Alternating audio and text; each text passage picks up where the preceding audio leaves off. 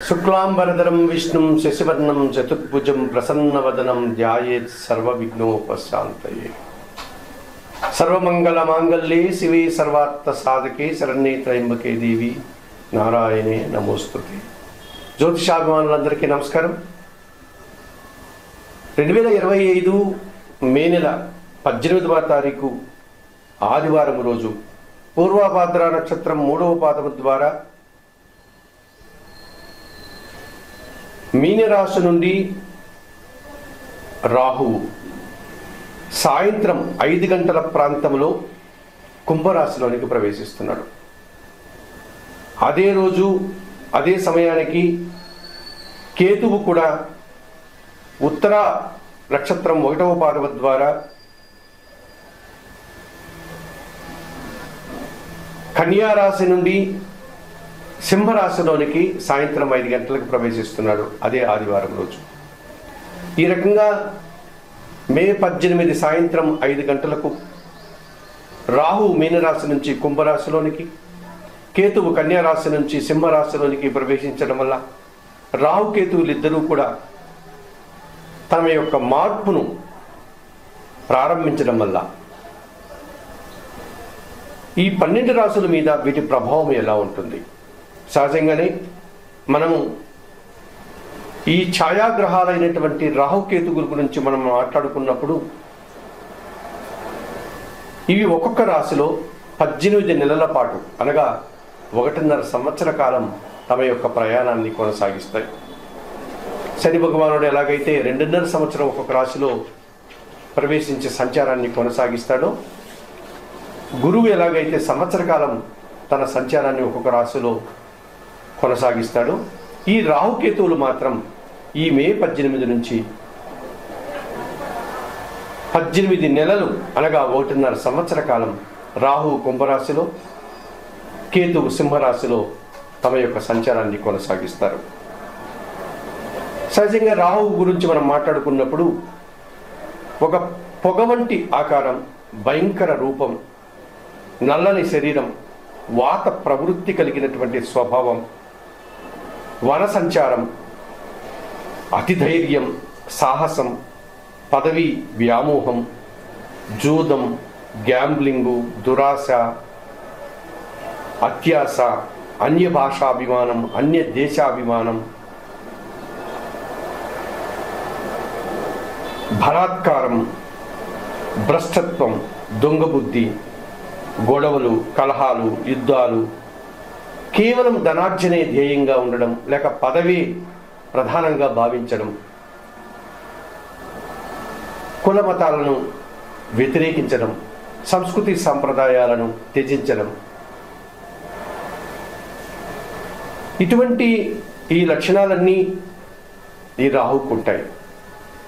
గంగాస్నానం, పితృతర్పణాలు, మరణాలు, శ్మశాన భూములు, ఇటువంటి స్వభావం కలిగినటువంటి ఈ రాహువు ఇప్పుడు కుంభరాశిలోనికి ప్రవేశించాడు.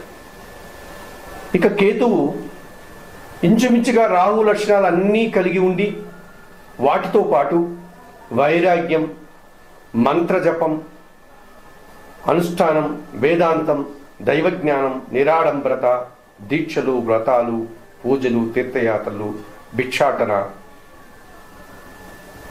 తంత్ర విద్యలు, సన్యాసం, దేశాటన, తీర్థయాత్రలు, సంసారానికి దూరంగా ఉండడం, నపుంసక లక్షణాలు, సన్యాసి లక్షణాలు, ఇవన్నీ కూడా కలిగి ఉంటాడు ఈ కేతు. మరి ఇటువంటి కేతు ఇప్పుడు సింహరాశిలో 18 నెలల పాటు ఆయన ప్రయాణాన్ని కొనసాగిస్తున్నాడు. అందుకే మన వాళ్ళు వైదిక సాంప్రదాయాన్ని అనుసరించేటువంటి జ్యోతిష్ శాస్త్రంలో ఒక సర్పాన్ని గన శరీర మధ్యంలో ఖండిస్తే తల సర్పం సగభాగం రాహు అయితే, తోక సర్పం సగభాగం కేతువు అని చెప్తారు. ఇదన్నీ కూడా ఒక సింబాలిక్గా, ఒక ప్రతీకగా మన పెద్దవాళ్ళు మనకు చెప్పడం జరిగింది. అటువంటి ఈ రాహుకేతువులు ఇప్పుడు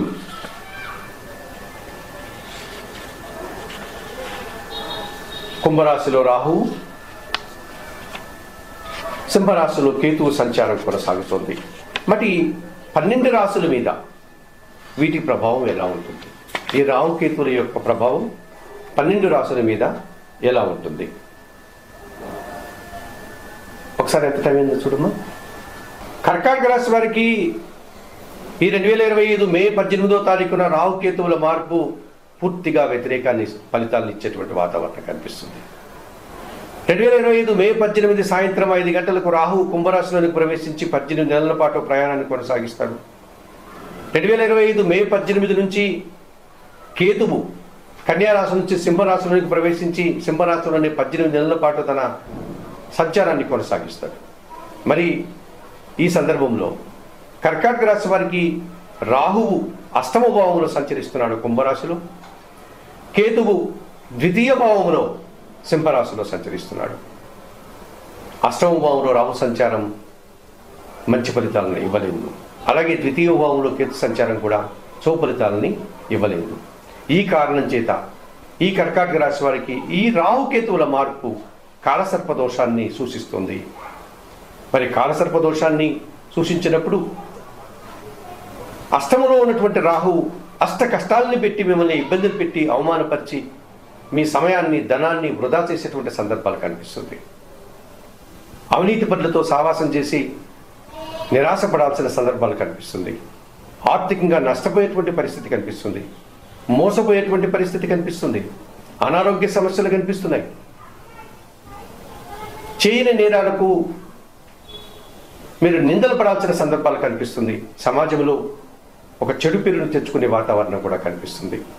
అలాగే కేతు ద్వితీయ భావంలో మీ మాటల వల్ల జనాలు అపార్థాలు చేసుకోవడం, కుటుంబంలో అశాంతి, స్థిరాస్తులకు సంబంధించిన విషయాల నిరాశను కలిగించడం, అనుకున్న పనులు అనుకున్నట్లుగా పూర్తి చేయలేకపోవడం, ఆటంకాలు, ఏ పని చేయాలన్నా కూడా ఉత్సాహం లేకపోవడం, నిరాశ, నిస్పృహలు, నిరుత్సాహం వెంటబడేటువంటి సందర్భాలు కనిపిస్తుంది.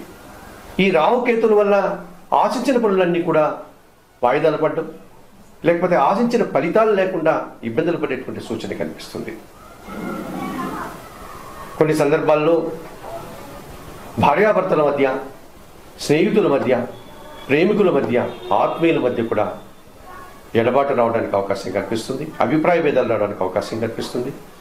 అనుకున్న వ్యాపారాలంతా కూడా అనుకున్నట్లుగా సజావుగా ముందుకు సాగకుండా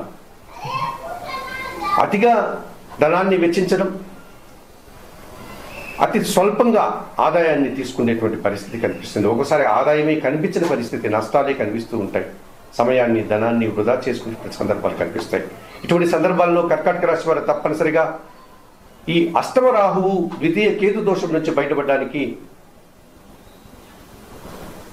తిరుపతి పుణ్యక్షేత్రానికి అతి సమీపంలో ఉన్నటువంటి శ్రీకాళహస్తీశ్వర ఆలయానికి వెళ్ళి అక్కడ ఉన్నటువంటి వాయులింగేశ్వర క్షేత్రంలో శ్రీకాళహస్తీశ్వరిని, జ్ఞానప్రసూన్న అమ్మవారిని దర్శించుకొని ఆ ఆలయంలో అందుబాటులో ఉన్నటువంటి రాహుకేతు పూజను నిర్వర్తించుకోండి. ఈ రకంగా చేసుకోవడం వల్ల ఈ అష్టమ రాహువు ద్వితీయ కేతు దోషం నుంచి మీరు బయటపడడానికి అవకాశం ఉంటుంది. అయ్యా అంత శక్తి లేదు మాకు, అంత దూరం మేము వెళ్ళలేము అనేటువంటి వారు మీకు అందుబాటులో ఉండే దుర్గాదేవిని దర్శించి అమ్మవారికి పూజాది కార్యక్రమాలు నిర్వర్తించి శ్రీదేవి ఖడ్గమాల స్తోత్రం నిత్యం చదువుకోవడం వల్ల అష్టమ రాహుదోషం నుంచి మీరు కొంతైనా బయటపడడానికి అవకాశం ఉంటుంది.